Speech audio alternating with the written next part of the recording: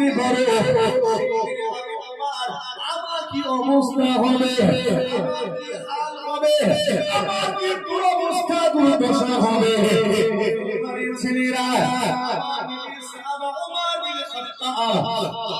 দুনিয়াতে থাকা অবস্থায় যাকে জান্নাতের সার্টিফিকেট দিয়েছে, আল্লাহ যদি এমন হয় তাহলে আপনার আমার কি হাল হওয়া উচিত, কি অবস্থা হওয়া উচিত ছিল। মুসলমান সতর্কতা অবলম্বন করুন, করুন, সংশোধন হয়ে যায়। কিছু রোজাদারকে কিছু নামাজীকে দেখলাম আনন্দের নাম করে ব্যস্ত হয়ে গেল, মত্ত হয়ে গেল, ব্যস্ত হয়ে গেল। কিছু ঈদ পালনকারীকে দেখলাম নামাজ আদায় করে নিয়ে চলে গেল পিকনিক কাটার জন্য। কথা ঠিক বলছি না বন্ধু? হ্যাঁ, মুসলমান মুসলমান কেউ কেউ তোমার বোতল নিয়ে বসে গেছে। কথা ঠিক বলছি না বন্ধু? এই তুমি ইমানদার, তোমার আনন্দ বোতলে নেই, আনন্দ ওই বোতলে আল্লাহ রাখেননি, তোমার আনন্দ আল্লাহ রেখেছেন। আল্লাহ পাকে শুকরিয়া আদায় করতে একবার জোরে জোরে জোরে জোরে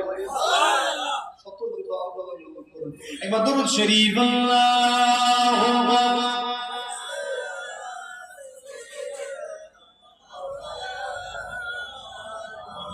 ওয়া আলা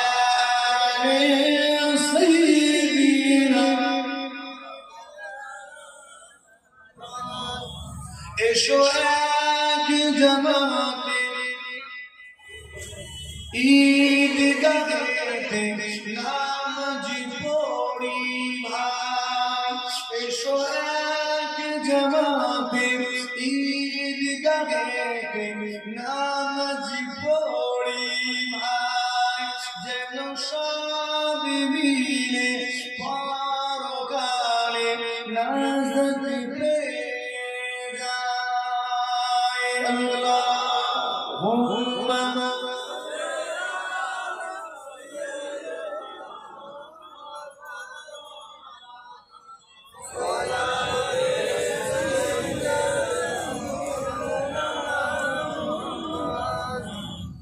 এসো এক জামাতে ঈদগাহেতে নামাজি পড়ি ভাই, এসো এক জামাতে ঈদগাহেতে নামাজি পড়ি ভাই, যেন সব মিলে পরকালে নাজাত পেয়ে যায়। যুগে যুগে খোদার পথে জীবন দিলেন যারা, যুগে যুগে খোদার পথে জীবন দিলেন যারা, শাহাদাতের সোধা পিয়ে ধন্য হলে তারা। এসো এক জামাতে ঈদগাহেতে নামাজি পড়ি ভাই, এসো এক জামাতে ঈদগাহেতে নামাজি পড়ি ভাই, যেন সব মিলে পরকালে নাজাত পেয়ে যায়। আল্লাহুম্মা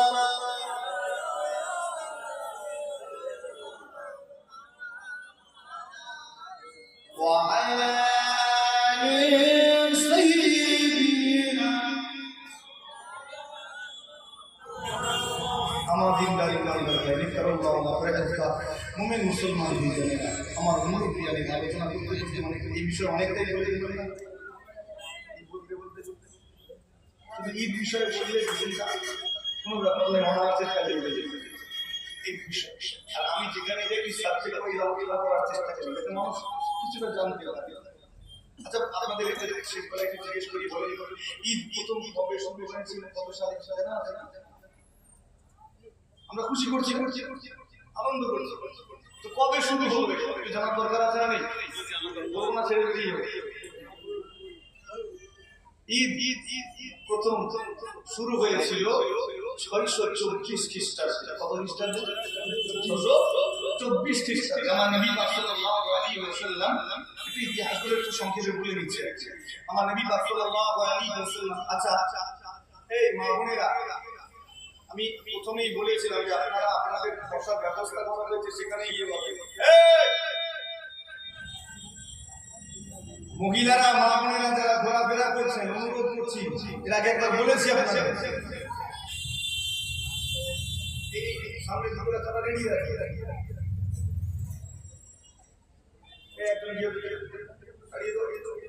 উপায় নেই, মাঝে মাঝে পড়াও হতে হবে। মা বোনেরা আপনারা ভিতরে বসে প্রথমে নরম ভাষায় বলেছি না, বলি বোঝানোর জায়গা, প্রথমে নরম ভাষায় বলেছি, কাজ না হলে আমার মধ্যে একটু দেখাতে হবে নাকি। আর যেহেতু আমি খুব অল্প সময় থাকবো, তো অন্যরকম কথা বলতে বলতে টাইম চলে যাবে। মা বোনেদেরকে বলছি আপনারা যারা ভিতরে গিয়ে বসে, রাস্তাঘাটে ঘোরাফেরা করবেন, সকলে তো খেয়াল রাখেন তো রাস্তাঘাটে কোনো মহিলা যেন ঘোরাফেরা না করে।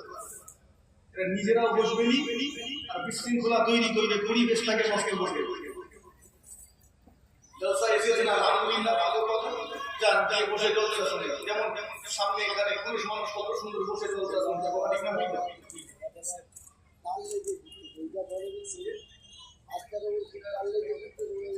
রাস্তায় রাস্তায় যে সমস্ত মহিলারা ঘোরাফেরা করছে, মা বোনেরা যারা রাস্তায় আছে,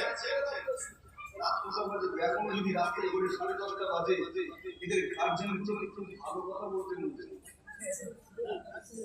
এখন যদি আপনাকে জিজ্ঞেস করি আপনি কেমন অভিভাবক যে আপনার মেয়েটা 10:30টায় রাস্তায় করে, তখনই তো আমাকে লাগে লিখে লাগে না, কথা ঠিক না? হইতো পড়া কথা বলতে জানি, বলিনি, বললে আপনার কষ্ট হবে। আর আমি এরকমটার জন্য এসেছি, কষ্ট দিতে আসিনি। আমি দুটো কথা বলবো, তো সে পরিবেশটাও তো রাখতে হবে। রাস্তায় বহু মহিলা ঘোরাফেরা করছে, এগুলি রাস্তা ফাঁকা হবে, এদের জন্যই রাস্তাটা জাম হচ্ছে।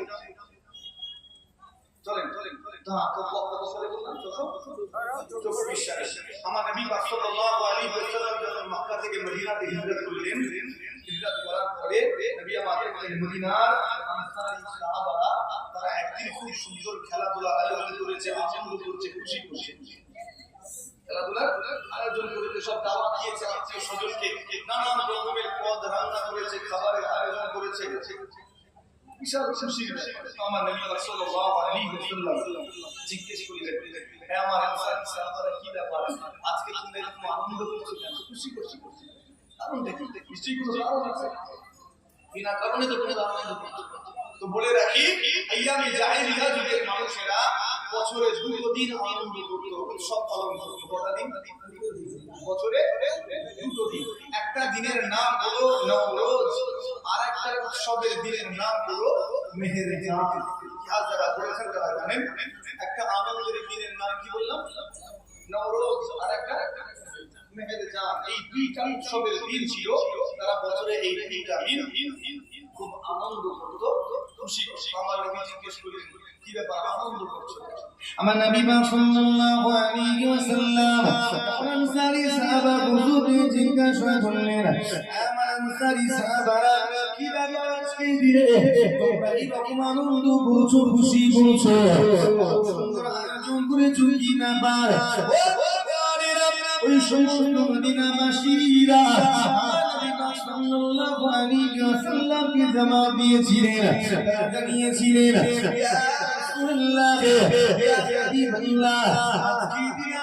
আনন্দ করেছি, উৎসব করছি, নতুন করে পালন করছি এমনটা নয়, দীর্ঘদিন ধরে পালন হয়ে আসছে। আমাদের পূর্বপুরুষেরা বছরে 2টা দিন তারা আনন্দ করত, 2টা দিন খুশি করত, উৎসব পালন করত।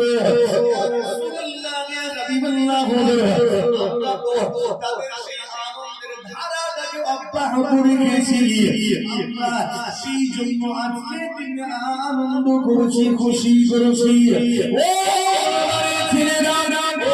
পালন বাড়ি বোনেরা সাল্লাল্লাহু আলাইহি ওয়াসাল্লাম ওই সময় কি বলেছিলেন বোনেরা ওনারা বাবা বোনেরা আমার উম্মত উম্মতি বোনেরা আমি রাসূলুল্লাহ কি তোমাদেরকে উত্তম আনন্দের দিনের কথা বলে দেব না কি তোমাদেরকে উত্তম আনন্দের দিনের কথা জানিয়ে দেব না সাহাবারা শোনো শোনো শোনো আমাদেরকে আনন্দের দিন দিয়েছেন আনন্দের দিনের নাম হলো ঈদুল ফিতর আনন্দের দিনের নাম হলো ঈদুল আযহা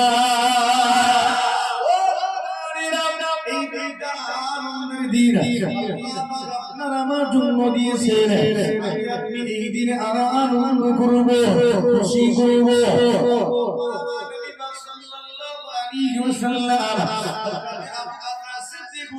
কি বলেছিলেন শোনো শোনো শোনো প্রত্যেকটা কওমের জন্য ঈদ আছে প্রত্যেকটা কওমের জন্য আনন্দ উৎসবের ঈদ রয়েছে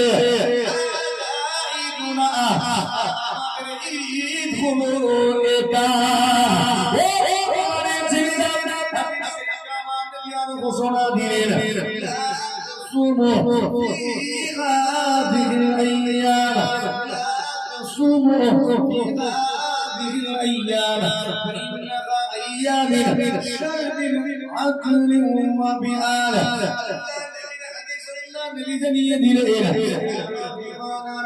لا تصوموا তোমরা রোজা রেখো না তোমরা সাওম পালন করো না তোমরা রোজা রেখো না الأيام এই দিনগুলোতে তোমরা রোজা রেখো না أيام شرب عقل وبيان এই দিনগুলো হলো একত্রিত হওয়ার দিন হাদিসে আল্লাহ নবী বলেছেন তোমরা এই দিনগুলোতে রোজা রেখো কেন এই দিনগুলো পান করার খাওয়ার আর বিআলিম একত্রিত হওয়ার দিন এগুলো জোরে বলেন সুবহানাল্লাহ আচ্ছা ওই দিনগুলো কোন দিন এই তাড়াতাড়ি বলে মাশাআল্লাহ জানা আছে আপনার এই হাদিসে কিন্তু এটা বলা হয়নি কোন দিন খালি আমার নবী বলেন এই দিনগুলো রোজা রাখো এই দিনগুলো কোন দিন এই হাদিসটাই বলা হয়নি এটা হাদিস শরীফে লেখা হয় মুহাদ্দিসিন হুজুরগণ উল্লেখ করলেন হিয়া ঈদাইন ওয়া আইয়াম আত-তাশরীক এই দিনগুলো হলো ঈদাইন তিনটা ঈদ এটা ঈদুল ফিতর আর একটা ঈদুল আযহা দুইটা ঈদ ওয়া আইয়াম আত-তাশরীক এবং আইয়াম আত-তাশরীকের দিনগুলো জোরে বলুন সুবহানাল্লাহ আইয়াম আত-তাশরীকের দিন তিনটি আর দুইটা ঈদ মোট করা পাঁচটা এই পাঁচটা দিন আমার নবী রোজা রাখতে নিষেধ করবেন আপনি যত বড়ই রোজা রাখান না কেন এই পাঁচটা দিন রোজা রাখতে পারবো আমার নবী নিষেধ করে দিয়েছেন এই পাঁচটা দিন রোজা রাখাটা হারাম আপনি যত বড়ই রোজা রাখান এই পাঁচটা দিন আপনাকে খেতেই হবে না খেতে হবেই হবে সওয়াল আমি পড়াবুড়ি শেষ বেলায় বলে দিই সওয়াল মাসে আমার নবী বললেন 6টা রোজা রাখতে 6টা রোজা রাখতে এই 6টা রোজা যদি কেউ রাখে আল্লাহ নবী বলছেন ওই ব্যক্তিটা যেন সারাটা বছরই রোজার মাধ্যমে কাটিয়ে দিবে সুবহানাল্লাহ আস্তে করে ভাই আল্লাহ আমাদের এই 6টা রোজা রাখার তৌফিক দান করি আল্লাহুম্মা আমিন মুজাহিদুল জামাত হুজুরুল্লাহ প্রতিষ্ঠিত মাহফিলে এসে এই কথা ঠিক না বলবো আমি আগেই বলেছি যে এখানে আলোচনা করার মতো যোগ্যতা আমার নেই আছে আমি আগেই বলেছি আমার নেই আল্লাহ রহমত করে জায়গা দিয়েছেন আমি এই মাহফিলে হাজিরা দেওয়ার জন্য নিজেকে বড় ধন্য মনে করি খুশ নসিব আমি যে আমার মুজাহিদুল জামান যে মাহফিল কায়েম করেছেন আল্লাহ সেই মাহফিলে জায়গা দিয়েছেন এটা আমার কাছে শুকরিয়া আদায় আপনার কাছে সবাই আরো একবার শুকরিয়া আদায় বলি না আলহামদুলিল্লাহ সেই মুজাহিদুল জামান হুজুর কিবলা কত মেহনত করেছেন কত পরিশ্রম করেছেন এই বাংলা আসাম ত্রিপুরা মেঘালয় উড়িষ্যা বিহার মায়ানমার আর ওদিকে বাংলাদেশ তো পড়ি আছে ঠিক না বুঝলো এত অঞ্চলে আপনার আমার পীরের অবদানকে অস্বীকার করতে পারবো বলে মাথায় টুপিটা আবু বকরের ওসিলায় দিয়েছে দাড়ি রাখাটা আবু বকরের ওসিলায় এই জুব্বা আপনার আমার মুজাহিদের জামানের ওসিলায় আপনার আমার একবার জোরে বলেন সুবহানাল্লাহ। জি হ্যাঁ, তিনি আমাদেরকে মানুষ বানিয়েছেন। আমরা তো দ্বিপদ বিশিষ্ট জন্তু ছিলাম, দ্বিপদ বিশিষ্ট জন্তু, 2 ফুটের অ্যানিমাল, আমরা 2 পায়ের জানোয়ার ছিলাম। সেখান থেকে তিনি আমাদেরকে মানুষ বানিয়েছেন। জোরে বলেন সুবহানাল্লাহ। প্রথমত আপনার আমার এলাকায় এসে আপনাকে আমাকে তারা কালেমা পড়িয়েছেন। আল্লাহর ওলি বান্দা গণেরা, আমাদের হুজুরকে গণেরা আমাদেরকে কি করেছেন? কালেমা পড়িয়েছেন। আপনার আমার এলাকায় এসে কালেমা পড়ালেন, আমি আপনি কালেমা পেলাম। যে কালেমা আল্লাহর জান্নাতে যাওয়ার জন্য মূল শর্ত। জোরে বলেন সেই কালেমা পড়িয়ে উপকার করলেন না ক্ষতি করলেন? আমাদের যে কতটা উপকার তারা করেছেন যদি ওগুলো হিসাব করি, হিসাব করতে করতে সময় চলে যাবে। তাদের অপরাধ অস্বীকার করতে। আজকে এই বাংলার জমিনে কিছু মানুষ আছে আল্লাহর ওলিদের বিরোধিতা করে। কেন যাও ফুলপুরা শরীফ, কেন যাও আজমির শরীফ, এই কেন যাবো না? আমাদের প্রতি তাদের অবদান আছে, তারা আমাদের উপকার করেছেন, তাদের দরবারে যাবো না তো কার দরবারে যাবো? কথা ঠিক না? আমাদেরকে কালেমা তো তারা পড়িয়েছে, তাদের কাছে যাবো, তাদেরকে ভুলে যাবো? আমরা নেমোখারাম নয়, আমরা নেমোখারাম নয়। যারা আমাদের উপকার করেছে আমরা তাদেরকে স্মরণে রেখেছি। একজন জোরে হয় না সুবহানাল্লাহ। সম্মানের ছেলেরা, ও বোনেরা, দুরুনেরা, মুরুব্বিয়ারা, আওলাদ হিসাবে এসেছি প্রতিষ্ঠিত 100তম বার্ষিকী মাদ্রাসার সওয়াবে হুজুর কিবলার আওলাদ হিসাবে এসেছি। তার অবদান বলে যায়, ও আমার বীর মুজাহিদের জামান পড়ালেন, এলাকায় গেলেন, আলোচনার মাধ্যমে শিক্ষা দিলেন, কাপড় তুলো না হবে, উচ্চ আওয়াজে কথা বলো না যদি হবে, ইসলামী আদব কায়দা গুলোকে শিখালেন। সাথে সাথে মসজিদে নিয়ে যাননি গো, আগে আদব ওয়ালা কলেমা পড়ি কি নামাজ পড়িতে দাঁড় করিয়েছে না? তো সবে কলেমা পড়েছে, নামাজের কিছু জানি না, সূরা ফাতিহা জানে না, ওকে কি নামাজ পড়িতে দাঁড় করাবে? আগে ওকে আদব শেখাও। কি শেখাও? আগে তো বই ঠুই আলোচনায় সব বসিয়ে আলোচনা করে করে ওদেরকে আদব শিখালেন। হাতের উপরে কাপড় তুলেছে, পা নাচাচ্ছে, এগুলো কেবলারা শিখিয়ে দিলেন, বাবা এইরকম আচরণ করতে নেই। তো এগুলো শিখলো। তো যখন দেখলেন মোটামুটি পরিবেশ তৈরি হয়ে গেছে, এবারে হুজুর কিবলা এলাকায় গিয়ে আল্লাহর ঘর মসজিদ বানানো শুরু করলেন। একবার জোরে বলুন সুবহানাল্লাহ। হুজুর কিবলা জানতেন সবে কলেমা পড়েছেন, নামাজ জানে না, এখন যদি নামাজ পড়িতে দাঁড় করাতে যাই পারবে না, কিন্তু ছেড়ে পারা না। কথা ঠিক না? হইল। তো আগে বৈঠকে আলোচনায় ট্রেনিং দিলেন, তৈরি করলেন, নামাজের ধারণা দিলেন। আজকে যে কটা মানুষ এসেছে আমার এই এক আলোচনায় সবাই আমার সব নামাজি হয়ে যাবে না। কেন না? হেদায়েত এক ঝটকায় মিলে না, হেদায়েত এক ঝটকায় মিলে না। তো কিছু কিছু মানুষ তো মনে করে যে এক ঝটকায় হেদায়েত হয়ে যাবে। জি না, এক ঝটকায় যদি হেদায়েতটা পরিপূর্ণ পাওয়া যেত তাহলে কোরআন শরীফে আল্লাহ 23টা বছর ধরে আর নাযিল করতেন না, একবারই আসমান থেকে এক ঝটকায় নামিয়ে দিয়ে বলতেন যা ভুলে খেলে হেদায়েত হয়ে যায়।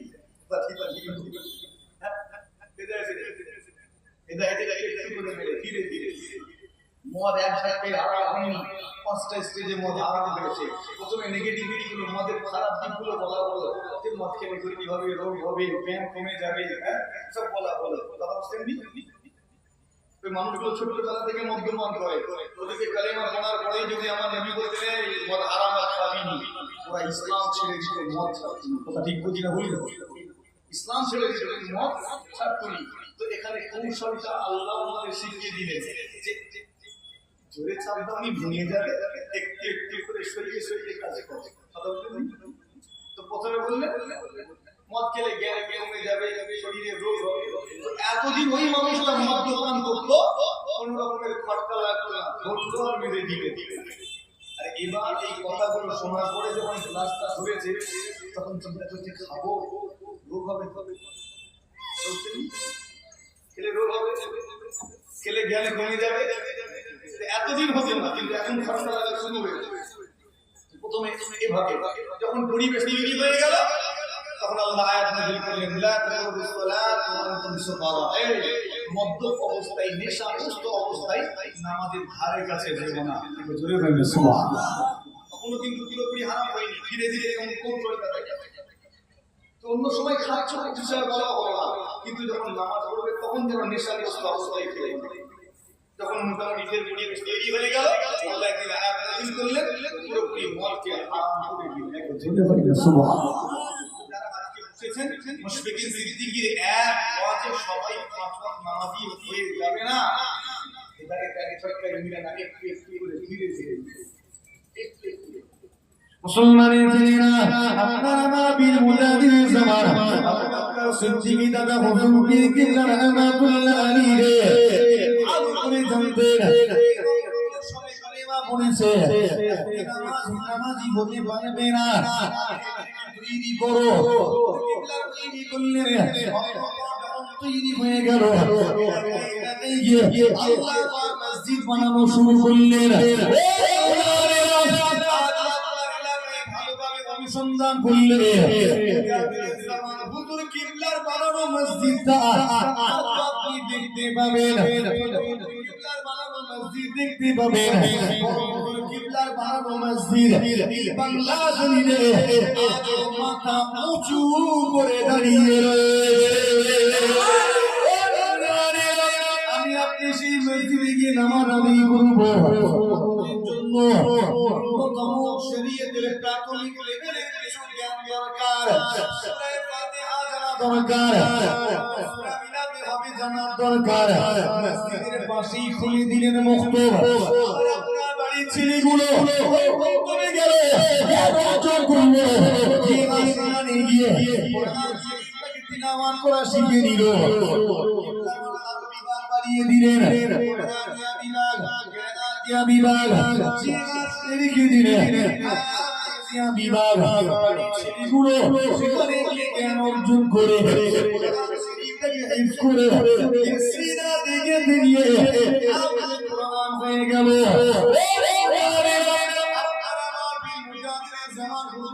চিন্তা করলেন বলে হবে না, এদেরকে আরো উন্নত শিক্ষা গ্রহণ করতে হবে। এলাকায় চলে গেলেন,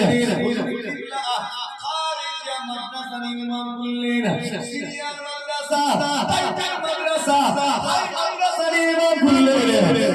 সেগুলো জ্ঞান অর্জন করবে।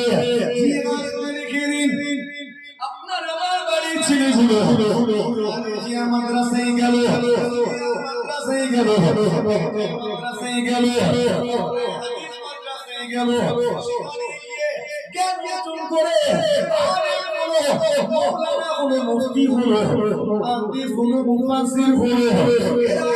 ধর্মীয় জ্ঞানে জ্ঞানী, ধর্মীয় জ্ঞান রয়েছে, ধর্মটা কি বুঝতে পারে, এরা ধর্মাচরণটা সুন্দরভাবে করে। আপনার আমার পীর মুজাহিদ জামান হুজুর কিবলা নারী শিক্ষায় জোর দিলেন, এলাকায় চলে গেলেন। নারী শিক্ষার প্রচারে, নারী শিক্ষার প্রসারে মাদ্রাসা বানিয়ে দিলেন। ঠিক বলছি না? আমার আওয়াজ বুঝতে পারছেন? আওয়াজ শুনছেন? শুধু আওয়াজ শুনছেন না তো? নারী শিক্ষার প্রচারের জন্য এলাকায় এলাকায় গিয়ে খাস মাদ্রাসা বানালেন, হাই মাদ্রাসা বানালেন, যাতে আপনার আমার বাড়ির মহিলাগুলো জ্ঞান অর্জন করতে পারে। কেননা একটা পুরুষ শিক্ষিত হলো মানে সে একা শিক্ষিত হলো, কিন্তু একটা মহিলা শিক্ষিত হওয়া মানে পুরো পরিবার, পুরো জাতিটাই শিক্ষিত হয়। একবার জোরে হয়। এবার হুজুর কিবলা চিন্তা করলেন, এরা ধর্মীয় জ্ঞান অর্জন করছে ঠিক আছে, কিন্তু কেবল ধর্মীয় জ্ঞান অর্জন করে পৃথিবীর সেরা জাতি তো হওয়া যায় না। কথা ঠিক না ভুল? এই কেবল ধর্মীয় জ্ঞান অর্জন করে পৃথিবীর সেরা হতে পারবো না, পারবো না? আপনার আপনার আমার মধ্যে আলেম আছে না নেই? মৌলানা মুফতি আছে, মুহাদ্দিস আছে, মুফাসসির আছে, কারি আছে। আমরা পৃথিবীর সেরা জাতি না সেরা জাতি না? সবাই মিলে বলি সেরা জাতি বলি। হ্যাঁ, কি করে সেরা হলো?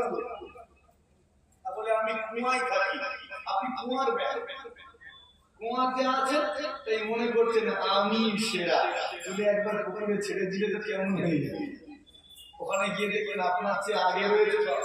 সমুদ্রে ছাড়ার কথা বলছি না, পুকুরই ছাড় কথা বুঝছেন নি মনে হয়? আপনি নিজেই নিজের রাজা, নিজের খেয়ালের রাজা। খারাপ লাগলো মনে হয়? এই আজ পর্যন্ত কোন টাইটেল পাস আলেমকে রকেট বানাতে দেখেছে? হ্যাঁ, কোন টাইটেল পাস আলেম আজ পর্যন্ত কোন হুজুরকে, কোন মৌলানাকে, কোন ইমামকে ওটিকে ঢুকে অপারেশন করতে দেখেছে? আমি খারাপ লাগছে নাকি? আমি কি আলেম ওলামাদেরকে অসম্মান করছি? আমার কথা একটু এরকম কি করবো? আর এরা পারবে না, পারবে কথা বলেন, পারবে? টাইটেল কথা আলেমটাকে যদি বলি চন্দ্রযান আইব বানায়, পুত্রি তো হয়েছে করতে করে দিয়ে পারবে তো নাকি? জীবনে পারবে। আর যা শিক্ষার পরিকাঠামো হবে না, এরা শুধু না, ওদিকে আমি নেগেটিভ কথা বলবো নি, বললে আমার উপরে কত হুজুর আলেম নওয়াজুবিল্লাহ অপমান করছে। না, আমি অপমান করি, আমার আলোচনাটা বোঝার চেষ্টা করছি। এদের দ্বারা এগুলো হবে না। হ্যাঁ, তবে আমি এটা দেখেছি, একজন ডাক্তারকে ইমামতি করতে আমি দেখেছি। আপনারা মনে হয় অনেকে দেখেছেন। কোন ইমামকে ওটিতে ঢুকে অপারেশন করতে দেখিনি, কিন্তু ডাক্তারকে ইমামতির জায়গায় দাঁড়িয়ে ইমামতি করতে দেখেছি। কি বললাম মনে হয়? আমার কথাটা একটু চিন্তা করে, কেবল ধর্মীয় জ্ঞান অর্জন করে পৃথিবীর সেরা হতে না, সেরা হতে গেলে তোমাকে সমস্ত দিক থেকে পারদর্শী হতে হবে, তবে তুমি সেরা হবে। তার আগে নয়। তুমি একটা দিক সাথে নিয়ে লাফালাফি করবে, নিজেই নিজেকে রাজা বানাবে, তুমি নিজের খেয়ালের রাজা বলছো। ঠিক আছে মুসলমানের ছেলেরা, ও নওজওয়ানেরা, তরুণেরা, আমার সংক্ষিপ্ত করে শেষ করতে যায়। জিজা শরীরে তৈরির প্রতিষ্ঠাতা আপনার আমার পীর মুজাহিদুল জামান অনেক দূরদর্শী ছিলেন, অনেক বিচক্ষণ ছিলেন, অনেক বিচক্ষণতা দিয়েছিলেন, দূরদর্শিতা পারদর্শিতা দিয়েছিলেন। সেই সময় অনুধাবন করেছিলেন এবং ধর্মীয় জ্ঞান অর্জন করে পৃথিবীর সেরা জাতি হওয়া যায় না। সেরা জাতি হতে গেলে তোমাকে ডাক্তার হতে হবে, ডাক্তার হতে হবে, ইঞ্জিনিয়ার হতে হবে, লেকচারার হতে হবে, সায়েন্টিস্ট হতে হবে, প্রফেসর হতে হবে, পাইলট হতে হবে। আমার পীর মুজাহিদুল জামান হুজুর কিবলা এজন্য এলাকায় ছড়িয়ে গেলেন, মাদ্রাসা বানিয়ে দিলেন। ছেলেগুলো সেখানে গিয়ে জ্ঞান অর্জন করে ডাক্তার হলো, ইঞ্জিনিয়ার হলো, প্রফেসর হলো, লেকচারার হলো, সায়েন্টিস্ট হলো। আমার জাতিটা আগিয়ে গেল, আমার দেশটাও আগিয়ে গেল। ছেলেরা, আমার মুরব্বিয়ানেরা খেয়াল করে শুনে রেখে দিলে, সেরা জাতি হতে গেলে আপনাকে সর্ব বিষয়ে পারদর্শী হতে হবে, পারদর্শী হতে হবে, বিষয়ে যোগ্যতা রাখতে হবে। কিবলা দেখলেন জাতির পুরুষগুলো শিক্ষিত হয়, মহিলাগুলোকে অপেক্ষা করে দেওয়ালের মধ্যে সীমাবদ্ধ করে দেওয়া হয়। ঠিক বলছি না? বললো পুরুষগুলো যাচ্ছে শিখছে। আমি আজকের দিনে আপনার আমার এলাকার কথা চিন্তা করে আমাদের বাড়ির মেয়েগুলো উজ্জ্বল করে উচ্চ মাধ্যমিক পর্যন্ত যায়, ঠিক না? বললো তারপরে রেয়ার খুব অল্প সংখ্যক তারা দমিয়ে গাড়িয়ে একটু ট্রেনে হিঁচড়ে MA BA কমপ্লিট করে, খুব রেয়ার। অধিকাংশ মাধ্যমিক উচ্চ মাধ্যমিক ব্যাস পড়া শেষ। কথা ঠিক বলছি না? বললো তারপরে পড়া ছাড়িয়ে একটা ছাত্রী, ট্যালেন্টেড ছাত্রী, আপনি দেখলেন সে ভালো নাম্বার পেয়েছে, কিন্তু উচ্চ মাধ্যমিক যখনই পাশ করলো ভালো নাম্বার নিয়ে আপনি পড়াটা ছাড়িয়ে থাকবেন, বিয়ে দাঁড়িয়ে এতে আমার আপত্তি নেই, কিন্তু পড়াটা ছাড়ালেন, এখানেই আমার আপত্তি। আপনার উচিত হচ্ছে কি? আপনার তো উচিত কেননা এই ট্যালেন্ট আছে, একে আগিয়ে দেওয়া দরকার। কথা ঠিক বলছি না ভুল? আগিয়ে দেওয়া দরকার আছে। আপনি সমাজের অনেকগুলো সমস্যা দেখাবেন, বুঝুন সমাজ ভালো নয় বলবে না? কিছু যুবক ওই রাস্তার ধারে দাঁড়িয়ে থাকে, এটা কার দোষ? যে আমার মেয়েটা যখন স্কুলে যায়, মাদ্রাসায় যায়, রাস্তায় কিছু বখাটে যুবক দাঁড়িয়ে থাকে, এদিকে যুবকরা দাঁড়ায় দাঁড়ায়। তো এই যুবকটা দাঁড়িয়ে রয়েছে, এটা কার দোষ? বাপের দোষ। কথা ঠিক না ভুল? ছেলেটাকে সেভাবে তৈরি করতে পারেনি, খারাপ বানাবেননি, শুধু ছেলেটাকে জন্ম দিয়ে দিলাম, আমার দায়িত্ব শেষ নয়, বরং দায়িত্ব শুরু হলো। তাকে ভালো পরওয়ারিশ দিতে হবে, তার লালন পালনটা সঠিক একেবারে ইসলামী হুকুম মোতাবেক করতে হবে। কথা ঠিক না ভুল? সেটা করলাম না। আমার নবী বলেছেন অধিক সন্তান নাও, অধিক সন্তান নিলে তাহলে আমার উম্মত বেশি হবে, বিচারের দিনে আমি গর্ব করবো, তাই আমি অনেক আওলাদ নিলাম, অনেক সন্তান নিলাম। এই জায়গাটাই হয়তো কেউ আমার আলোচনার বিরোধিতা করতে পারে। তো আমার নবী এটা বলেননি যে খালি সন্তান নাও আর বাজারে ছেড়ে দাও, একটা চোর হোক, একটা ডাকাত হোক, একটা গুন্ডা হোক, একটা বদমাইশ হোক, আর একটা চিটিংবাজ হোক, এটা আমার নবী তো বলেননি। কথা ঠিক বলছি না ভুল? হ্যাঁ, আমার নবী এটা বলেননি। আমার নবী বলেছেন অধিক সন্তান নাও, কেননা বিচারের দিনে আমার উম্মতের সংখ্যাধিক্যের কারণে আমি গর্ব করবো। একবার জোরে বলেন সুবহানাল্লাহ। আমার নবী এটা বলেননি সব ছেড়ে দাও, এটা চোর ডাকাত কিংবা ছেঁচড়া হোক, এটা তো বলেননি। সাথে সাথে আপনার দায়িত্ব, আপনার কর্তব্য আছে, আপনার এই সন্তানগুলোকে সঠিকভাবে লালন পালন করতে হবে, সুশিক্ষায় শিক্ষিত করতে হবে, ইসলামী আদর্শ তাদের মধ্যে দিতে হবে। একবার জোরে বলেন সুবহানাল্লাহ। সুশিক্ষা দিয়ে কবরে যান, তাহলে আপনি সেখানে গিয়ে শান্তি পাবেন। আর যদি সুশিক্ষা দিতে না পারেন, মরেও শান্তি পাবেন। কথা ঠিক বলছি? মরেও শান্তি পাবেন। মুজাদ্দিদ জামাত হুজুরুল্লাহ এই জন্য চিন্তা করলেন এই জাতির মহিলাগুলোকে আগিয়ে দিয়ে সুশিক্ষায় শিক্ষিত করতে অনেক মেহনত করলেন, অনেক পরিশ্রম করলেন। এলাকায় এলাকায় গিয়ে হুজুর কিবলা নারী শিক্ষা প্রচারে তিনি অনেক শিক্ষা প্রতিষ্ঠান বানালেন। এই যেমন আজকের এই মাদ্রাসা, ওটারই একটা চলন্ত উদাহরণ। একবার জোরে বলেন সুবহানাল্লাহ।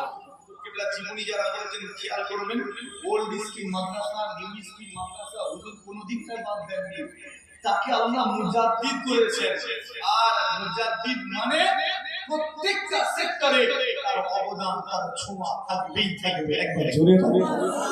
আর সংস্কারের ছোঁয়া তিনি প্রত্যেকটা জায়গাতেই ছেড়ে গেছেন। একবার জোরে হয় না সুবহানাল্লাহ। সেই মুজাদ্দিদ জামান হুজুর কিবলার মুরিদ হিসাবে আমাদের সকলকে কবুল করেন, বলেন আল্লাহুম্মা আমিন। রুহানি দোয়া, আজকে তার মাহফিলে বসেছি, আল্লাহ এখান থেকে আমাদের হুজুর কিবলার রুহানি দোয়া নসিব করেন, বলেন আল্লাহুম্মা আমিন। বলেন আল্লাহুম্মা আমিন। দুরূদ শরীফ আল্লাহুম্মা সাল্লি আলা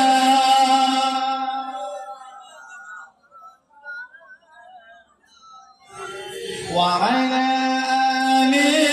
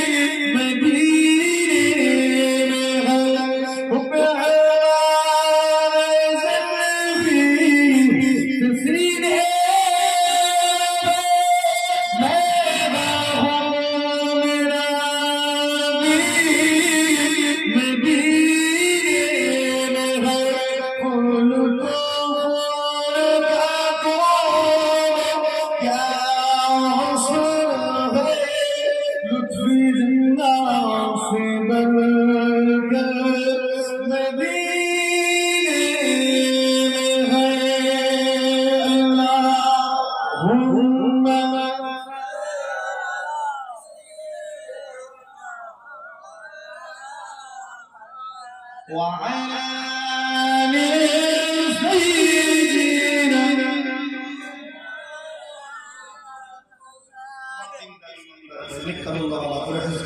মমিন মুসলমান জানেন আমার মনুষ্যের আলোচনা অনেকটা বেড়ে গেল আর আমিও শেষের দিকে এসেছি। শেষ বেলা এসে একটা কথা জিজ্ঞেস করি, গতকালকে বিশাল একটা কি ঘটনা ঘটে গেল আপনারা জানেন কি? মধ্যরাতে হ্যাঁ জানেন কি হয়েছে বলেন?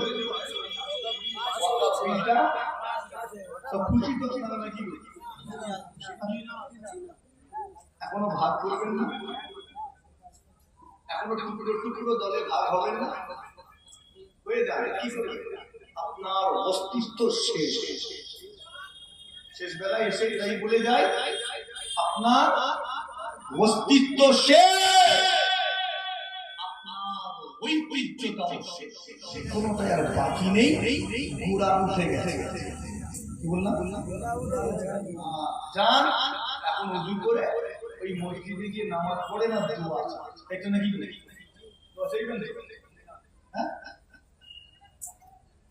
আচ্ছা আমি অতীতের বিষয়ে ওয়াজ করতে আমার ধরেন হাত ভেঙে গেছে, আমি দোয়া চাইছি আল্লাহ আমার হাতটা জুড়িয়ে দিয়ে, হাত জুড়বে না জুড়বে না কথা বলে না কেন? জুড়বে না কেন? দোয়া চাইলে তো আল্লাহ কবুল করে, হাত জুড়বে না কি করতে হবে? ও তাহলে জানা আছে তো কিছু সমস্যা আছে যেটা দোয়াতে সমাধান হয় আর কিছু আছে যাওয়ায় সমাধান হয়। কথা ঠিক না ভুল? আল্লাহ তো জানিয়ে দিয়েছে দোয়া আর দাওয়া, তো যেটা দাওয়ার কাজ দাওয়া দিয়ে করতে হবে ওষুধ দিয়ে, আর যেটা দোয়ার কাজ দোয়া দিয়ে আল্লাহ রুজি দোয়া ঠিক আছে মানলাম, কিন্তু পা ভেঙে গেছে সেখানে দোয়া আছে সেখানে যাও না, ডাক্তার জানাই যাও গিয়ে চেক করে ব্যান্ডেজ করো তবে তো কি করবে? হ্যাঁ যাও ওয়াকাবি পাস হয়ে গেছে, এখন আইন হয়ে গেছে, এবারে ওটাকে রদ করবেন কি করে? মসজিদে গিয়ে আপনি ইমাম সাহেব আর মুয়াজ্জিন সাহেব সবাই মিলে কেঁদে কেঁদে দোয়া চান, ওটা রদ হয়ে যাবে। কথা ঠিক না ভুল? রদ হবে না? তাহলে ফুলপুরা শরীফে যাবেন দাদা পীরের আওলাদের কাছে, পীরের আওলাদকে দিয়ে দোয়া চাওয়াবেন, রদ হবে না? হবে নি? হবে। কি বলছে? অনেক দেখা দেখি অনেক হয়েছে, এখন আপনার কাছে আর বাঁচার কোনো লাইন নেই, ওয়াকফ সম্পত্তিকে আর বাঁচাতে পারবেন না। অনেক হয়েছে, আমরা অনেক ওয়াজ করেছি, কি হবে ওয়াজে এসব বলে? আমি বলবো আপনারা শুনবেন, উঠে গিয়ে তো সমালোচনা করবেন, বলবেন এটা রাজনীতির বিষয়। আরে খেপা, ওয়াকফ সম্পত্তি ওটা আল্লাহ, একবার জোরে হয় না সুবহানাল্লাহ। যখন কেউ ওয়াকফ করে ওটা কার হয়? আল্লাহ রাস্তায় দান করে দিয়েছে, সম্পত্তিটা কার? আল্লাহ। মজলিস কার? আল্লাহ। তো আল্লাহর মজলিসে বসে একটু ওই কথাই বলছি তো নাকি গো? হ্যাঁ কি তাতেও তো আপনি কাঠি কটিয়ে ছাড়বেন, কাঠি করা তার জীবনে উন্নতি হয় না, কারণ সে তো নেগেটিভিটিতে ভরা, পজিটিভিটি তার মধ্যে নেই, তো তার কাছ থেকে পজিটিভ ভাইবস আসবে না। তো আমাদের বাংলায় একটা প্রবাদ আছে, পাঁচ পড়া লোকের পাশে বসতে নেই। শুনেছেন না? শুনেনি? পাঁচ পড়া লোকের পাশে বসতে নেই, তাহলে কি হবে? তো বাজে মরেছে, তোমার সাজে মরার লাইন হবে। তো যে মানুষটা নেগেটিভিটি ছড়ায়, তুমি যদি তার পাশে থাকো, ওর ওই নেগেটিভিটি ছড়ানোর কারণে তোমার মধ্যেও তার তাসির করবে, আসর করবে। দেখবেন নাকে কাঁদা লোকেদের জীবনে উন্নতি হয় না। কিছু লোক আছে আল্লাহ ওদেরকে অনেক দিয়েছে, তারপরে বলে আমার কি করে কি হবে, মিডিয়া নেবে, ওই লোকগুলোর উন্নতি হয় না। কেন জানেন?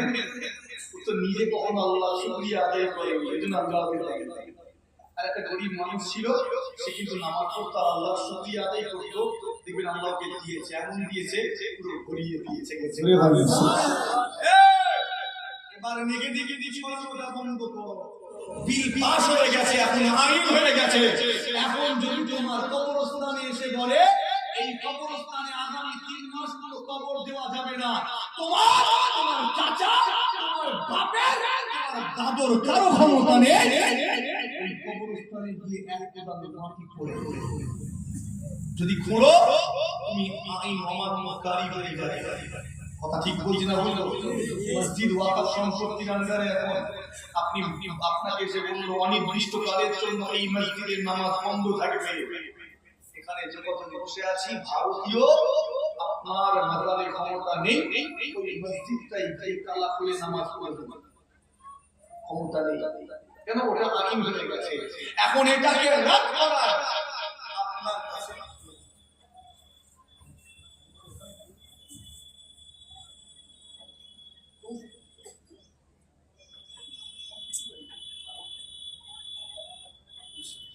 যা খেয়াল করেন। কোথায় ছিলাম?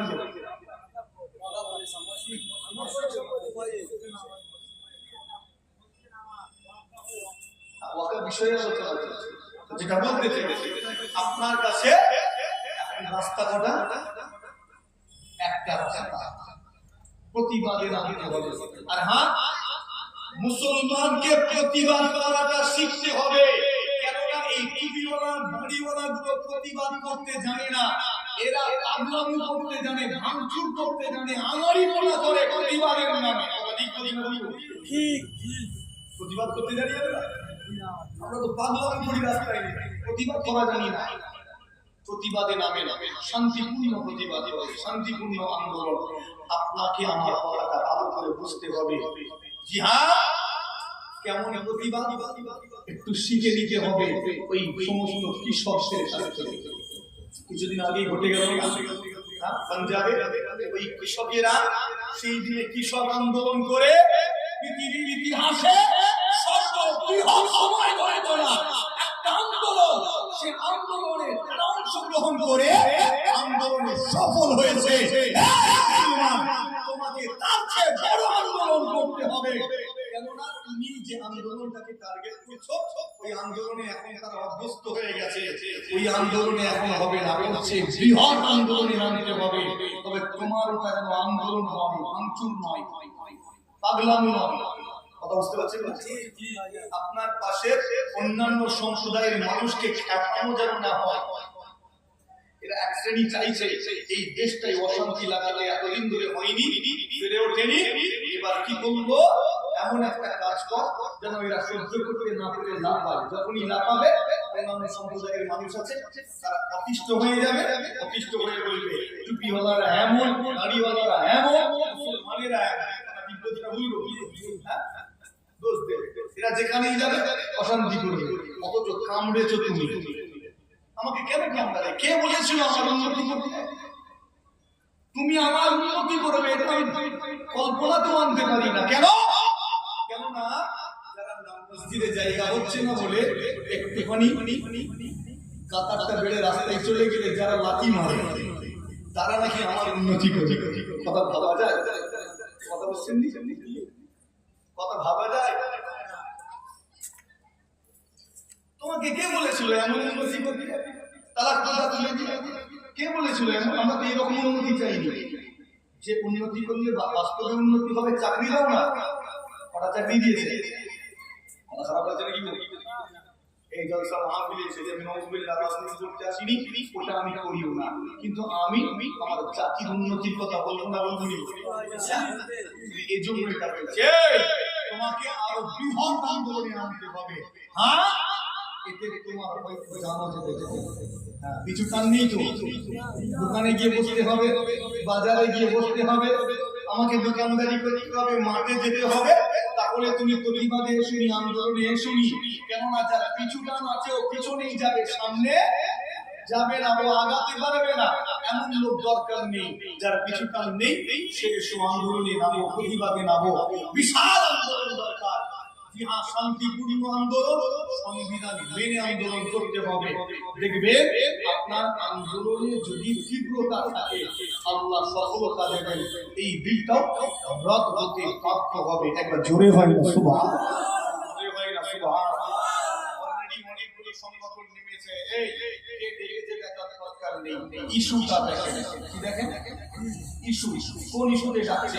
ইস্যু মিলে গেছে, চলে যায়। কে ডেকেছে দেখতে হবে না, ও দেখার সময় আর নেই। আপনাকে নামতে হবে আপনার জন্য, আপনার বাচ্চার জন্য, আপনার বাচ্চার বাচ্চা, আপনার পরবর্তী প্রজন্মের জন্য। যদি আজকে নামতে না পারে, আপনার ছেলেটা গালি দেবে, আপনার ছেলের ছেলে, আপনার নাতি নাতি আপনাকে গালি দেবে, আপনাকে বলবে এরা কাপুরুষ ছিল, আপনার রক্ত আপনাকে কাপুরুষ বলবে। কি বলবে? কাপুরুষ বলবে। আল্লাহ আমাদেরকে আন্দোলনে সফল করেন, বলি আল্লাহুম্মা আমিন। আসেন আল্লাহর হাবিবের দরবারে মুহাব্বতে সালামে নজরানা পেশ করি। ইয়া নবী সালাম।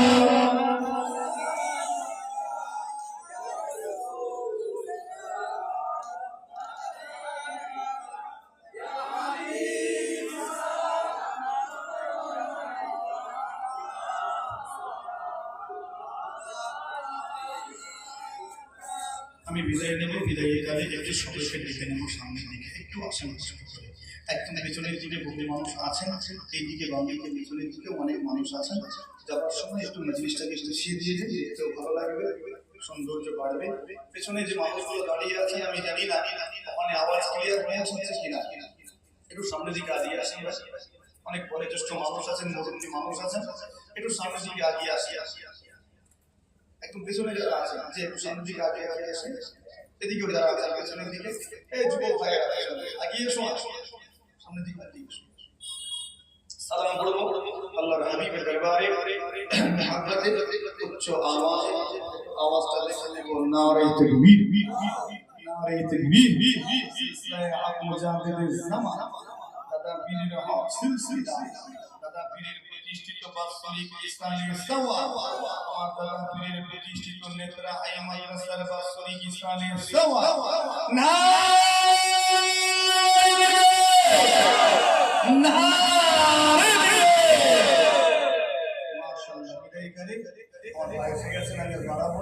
আপনাদেরকে নিয়ে দাঁড়িয়েছি যখন, আমি এক মিনিট সালাম করে বিদায় নিলাম। সালাম করবেন তো নাকি? ভালোভাবে করবেন না? তাই সালাম আন্তরিকতার সাথে মুহাব্বতে এমন করে সালাম দেব যেন এই সালাম আমার নবীর দরবারে পৌঁছায়। সেই মুহাব্বতে উচ্চ আওয়াজে সালামে নজরানা পেশ করি। ইয়া নবী সালাম।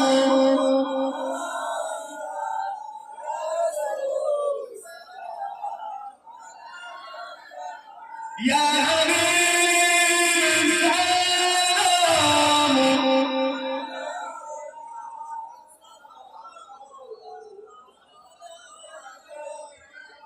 طلع البدر علينا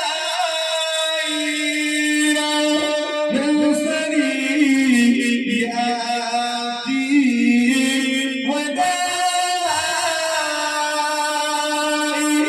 وجب الشكر علينا لله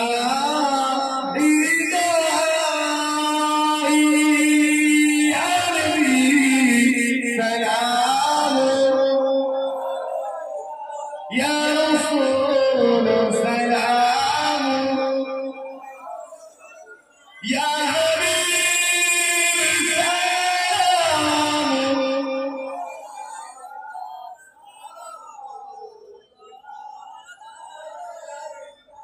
يوم يا إلهي تريد غير مزق شاغي كرنا ما تبي باغي ذكر يوم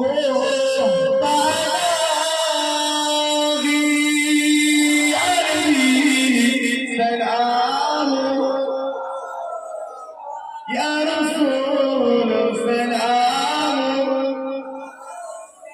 يا حبيب سلام عليك وصلوات الله عليك